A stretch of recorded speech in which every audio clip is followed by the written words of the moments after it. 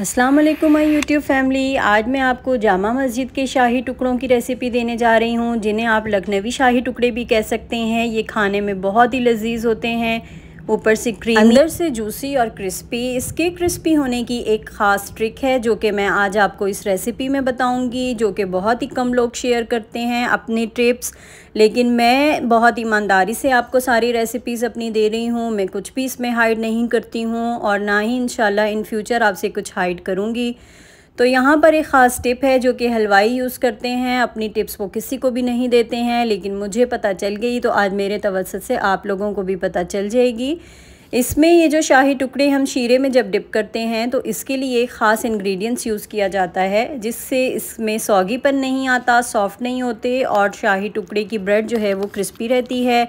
हलवाई इस टिप को जलेबियों में, बालूशाहियों में और मुख्तलिफ़ डिशों में यूज़ करते हैं जिसमें शीरे का इस्तेमाल होता है, जिसकी वजह से उनकी क्रिस्पीनेस ख़त्म नहीं होती है, एंड तक बिल्कुल क्रिस्पी और अंदर से जूसी रहते हैं। तो इंशाल्लाह आज ये टिप आप मुझसे सीखेंगे और इसे आप बनाइएगा और फिर मुझे अपना फ़ीडबैक दीजिएगा कि आपको ये टिप कैसी लगी और आपको ये डिश कैसी लगी। आज के बाद आपने दावतों में मीठे में शाही टुकड़े ही बनाने हैं और आपके मेहमान आपसे बार बार फरमाइश करेंगे, ये मैं आपको दावे से कह सकती हूँ।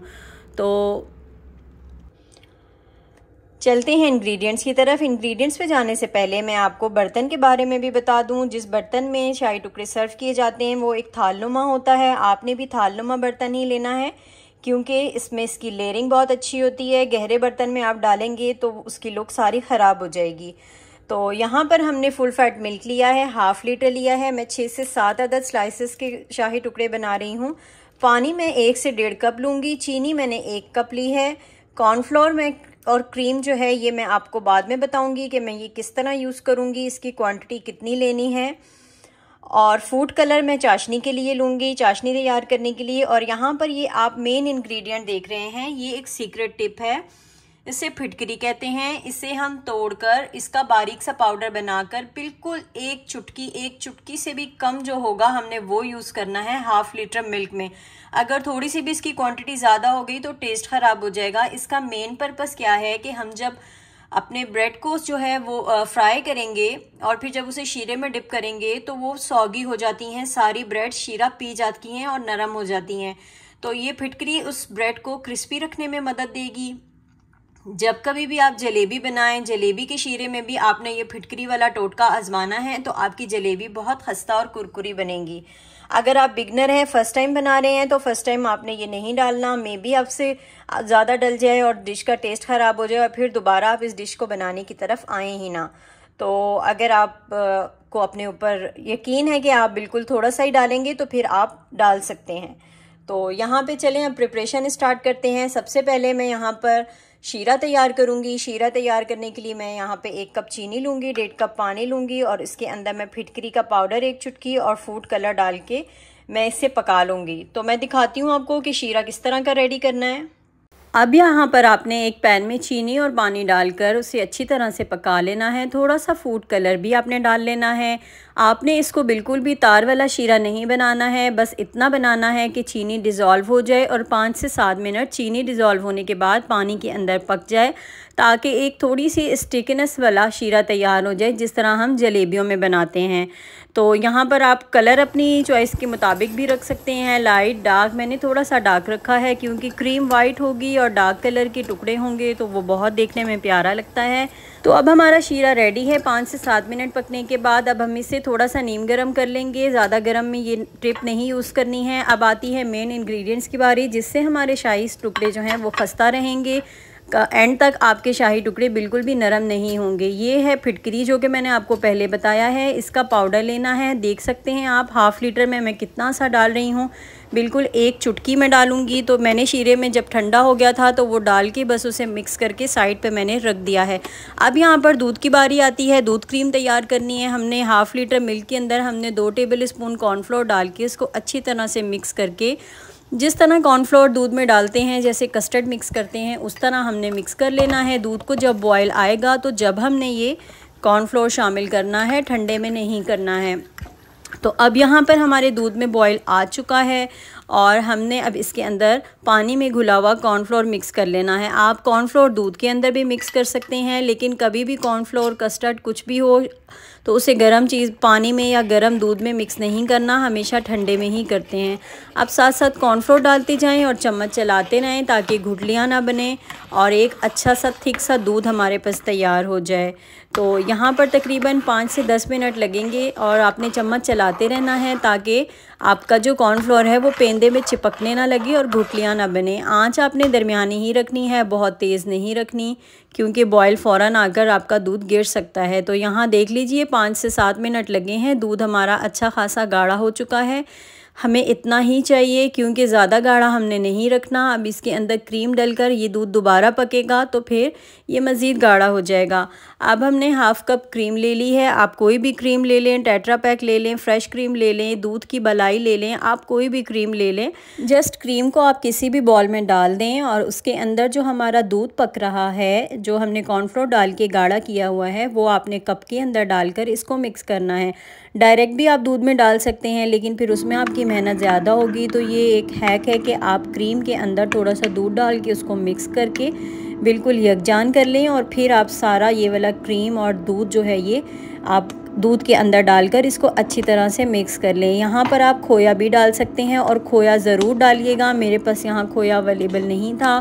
खोए से जो इसका टेक्सचर और जो इसका टेस्ट आता है, मैं आपको क्या ही बताऊँ। मैंने एक बार बनाया था और ये बहुत बहुत बहुत ज़बरदस्त बना था खोए के साथ। तो यहाँ पर मैंने दूध को अच्छी तरह से क्रीम डालने के बाद गाढ़ा कर दिया है और यहाँ पर चीनी नहीं डालनी है। दूध हमारा फीका रहेगा क्योंकि शीरा हमारे पास ऑलरेडी मौजूद है मीठा करने के लिए इस डिश को। तो याद रखिए यहाँ पे बिल्कुल भी आपका दूध में चीनी नहीं जाएगी। तो इसको तकरीबन हमने 7 से 8 मिनट पकाना है और चम्मच चलाते रहना है ताकि दूध नीचे ना लगे।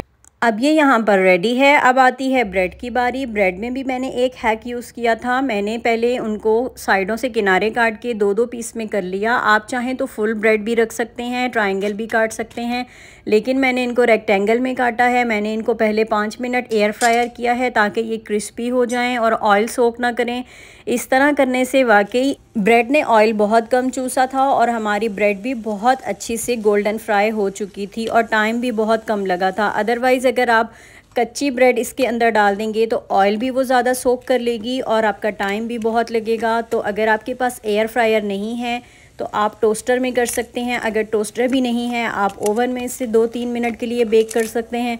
अगर वो भी नहीं है तो फिर आप इसे डायरेक्ट फ्राई कर लें। और अगर आपने वाकई ये हैक यूज़ करना है तो फिर आप खुश्क पैन में या खुश्क तवे के ऊपर आप इसको हल्की आंच पे टोस्ट कर सकते हैं क्रिस्पी होने तक। फिर उसके बाद आप इसको फ्राई करेंगे।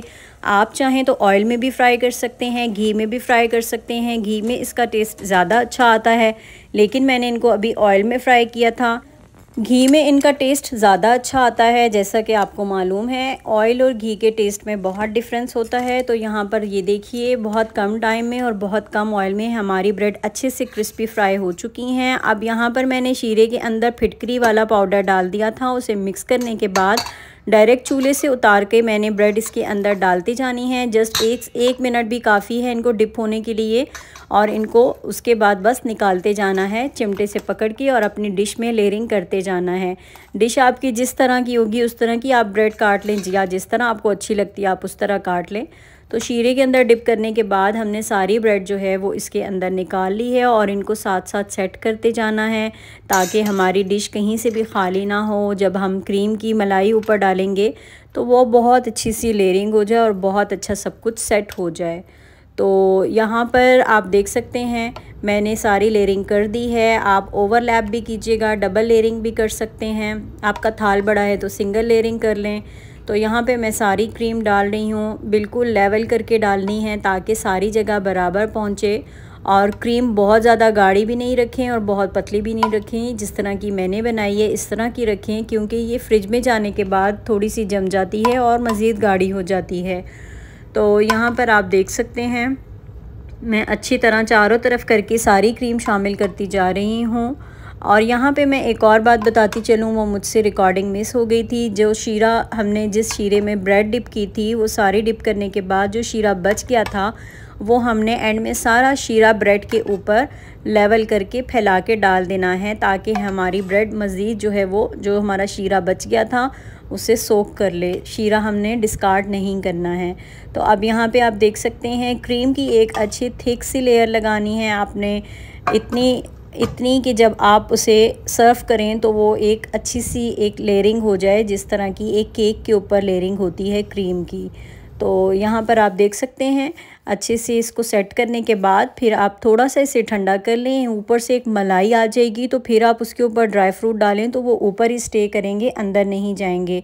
तो मेरे पास यहाँ टाइम की कमी थी, मैंने ठंडा करने से पहले ही सारे बादाम काट के डाल दिए थे। आप चाहें तो इसके ऊपर चांदी के वर्क लगा लें, ग्रीन वाली टूटी फ्रूटीज़ मिलती हैं आप वो लगा लें, पिस्ता लगा लें, आप कुछ भी लगा लें।